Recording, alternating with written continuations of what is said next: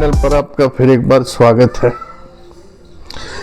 साथियों, हमारे जीवन में जो भी घटता है, जो भी हम लोग सहते हैं, दुख सहते हैं, सुख सहते हैं, ये सब हमारे कर्मों का ही फल होता है। जैसे कर्म हम करेंगे उसका रिटर्न हमको उसी रूप में मिलेगा। बुरे कर्म करेंगे, बुरे दुख भोगना पड़ेगा, गम भोगने पड़ेंगे, प्रताड़ना भोगनी पड़ेगी, जलालत भोगनी पड़ेगी, बेइज्जती भोगनी पड़ेगी। और अच्छे कर्म करेंगे तो अच्छे सुख के रूप में हमको वापस मिलेंगे। कहते हैं ना कि जैसा बीज बोया जाता है जमीन में, वैसी ही फसल उगती है। वही हमारे जीवन के साथ है, आपके जीवन के साथ है। तो क्यों ना हम अच्छे कर्मों का बीज बोए। जो जीवन है, जो बीत गया वो बीत गया, उसकी तो अब लौट के आ नहीं सकता। बीते हुए कल या बीती हुई जिंदगी में हमने बुरे कर्म किए, अच्छे किए, किसी को सताया, किसी की हाय ली, किसी का कुछ छीना, किसी का मर्डर किया, किसी का कत्ल किया, किसी का हिस्सा छीना, किसी से पैसे छीने, किसी की खुशियां छीनी, किसी का दिल तोड़ा, किसी को मारा, किसी को पीटा। वो बीत गया, उसको लौटाया नहीं जा सकता। लेकिन आगे जब हम चल रहे हैं, जीवन में आगे बढ़ रहे हैं, ये सांसें ईश्वर हमें दे रहा है, प्रकृति हमें दे रही है, तो जितना जीवन शेष है हमारा, उसमें तो हम कुछ अच्छा कर ही सकते हैं। अच्छा ना करें तो ऐसा भी ना करें कि किसी की हाय हमको मिले, किसी की बद्दुआएं हमको मिले, किसी को हमारे द्वारा कष्ट पहुंचे, दुख पहुंचे, कोई परेशान हो। ज़्यादा से ज़्यादा ये कोशिश करें कि हम किसी को सुख ना दे सकें तो दुख भी न दें, किसी से दुआएं ना ले सकें तो किसी की बद्दुआएं भी ना लें।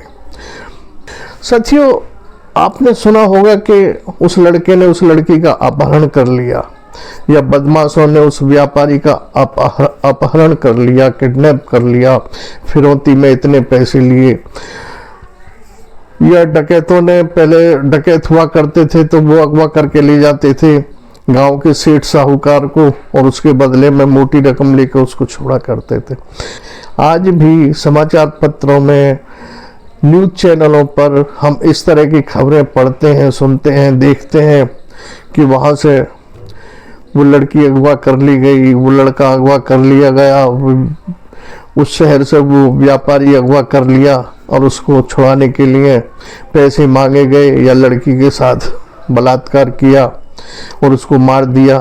इस तरह की घटनाएं हमें सुनने को मिलती हैं। लेकिन एक अजीब घटना ऐसी हुई है जिस पर विश्वास नहीं हो रहा, लेकिन जब सीसीटीवी फुटेज सामने आई तो अविश्वास करने का कोई सवाल ही पैदा नहीं होता। हंसेंगे और सोचेंगे कि टेक्नोलॉजी का दुरुपयोग यहाँ तक पहुँच गया। साथियों, रोबोट, एक छोटे रोबोट ने 12 बड़े रोबोटों का अपहरण कर लिया, उनको अगवा कर लिया। क्या ये बात हजम हो रही है? शायद नहीं। लेकिन जब सच्चाई सामने आती है तो अविश्वास करने का सवाल ही पैदा नहीं होता। सीसीटीवी फुटेज सामने आती है तो विश्वास करना पड़ता है। ये घटना साथियों हुई है चीन देश के अंतर्गत, और जब ये घटना हुई है तो विज्ञानियों के, समाज के विषय में जो सोचते हैं उनके कान खड़े हो गए। अब वो ये सोचने लगे हैं कि टेक्नोलॉजी का दुरुपयोग जो ये होने लगा, जो ये चिंता उनको सता रही है कि आगे चल के पता नहीं टेक्नोलॉजी का दुरुपयोग किस रूप में सामने आए, मानव जाति का कितना अकल्याण हो, मानव जाति का इस बढ़ती हुई टेक्नोलॉजी से कितनी हानि हो सकती है, लोगों का जीना कितना दुभर हो सकता है। जो खुराफाती दिमाग के लोग हैं वो रोबोट के जो ऑपरेटिंग सिस्टम होता है उसमें पता नहीं क्या डाल दें जिससे वो आगे चल के मानव जाति के लिए खतरा पैदा हो जाए। साथियों, शंघाई कंपनी चीन के अंदर है और उसका एक छोटा रोबोट का नाम है इरबाई करके। रोबोटिक्स कंपनी के दूसरे शोरूम में जाता है और वहाँ जो बड़े रोबोट खड़े होते हैं 12, उनसे वो बातचीत करता है और बातचीत उनसे इस तरह करता है जैसे आदमी आदमी से बात कर रहा हो। और ये बातचीत भी सीसीटीवी फुटेज में रिकॉर्ड है। वो उनसे पूछता है कि आप कितने घंटे काम करते हैं। वो छोटा रोबोट बड़े रोबोटों से ये पूछता है कि आप कितने घंटे काम करते हैं। तो उनमें से एक रोबोट जवाब देता है कि हम तो छुट्टी लेते ही नहीं है। तो छोटा रोबोट बड़े रोबोट से पूछता है कि तुम्हें अपने घर की याद नहीं आती। तो उनमें से एक रोबोट जवाब देता है कि हमारा तो कोई घर नहीं है।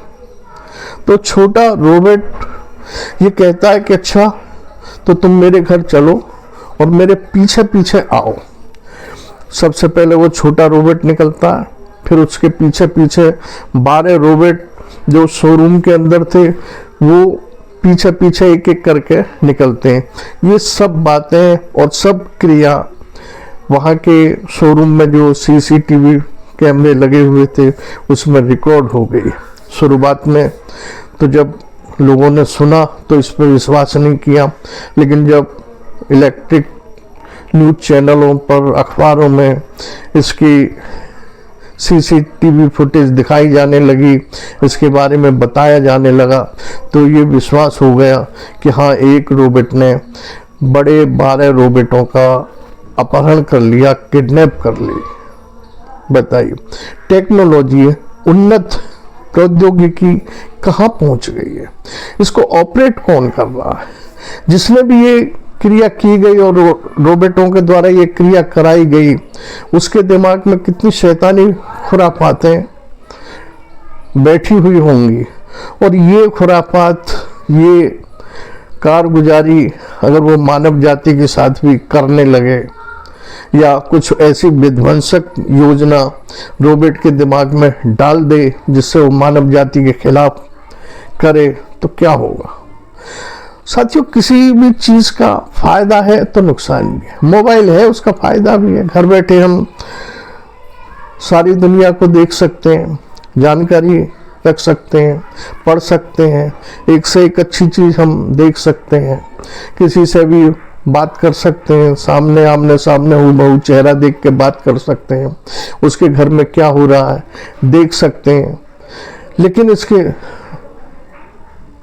दूसरा पक्ष ये भी है कि इसके बुरे परिणाम भी हैं, दुष्परिणाम भी हैं। पोर्न फिल्मों का एक अंबार लगा हुआ है, अश्लील फिल्मों का एक अंबार लगा हुआ, जिसको देखकर आज हमारी युवा पीढ़ी पथभ्रष्ट हो रही है, उसकी जवानी खोखली हो रही है। ये सब हम पर निर्भर करता है कि हम किस चीज़ से अच्छी बात ग्रहण करें या बुरी बात ग्रहण करें। साथियों, ये जो घटना घटी है चीन में, शंघाई रोबोटिक्स कंपनी ने भी दावा किया है कि ये बात सच है। उसी के यहाँ का ये छोटा रोबोट जिसका नाम इरबाई है, उसी ने 12 रोबोटों को कंट्रोल किया। उसका पता नहीं उसकी पहुंच किस तरह, वो रोबोटों के जो ऑपरेटिंग सिस्टम होता है वहां तक उसकी पहुंच गई और उसने उस पहुंच का लाभ उठाकर 12 रोबोटों को शोरूम से बाहर निकाल लाया।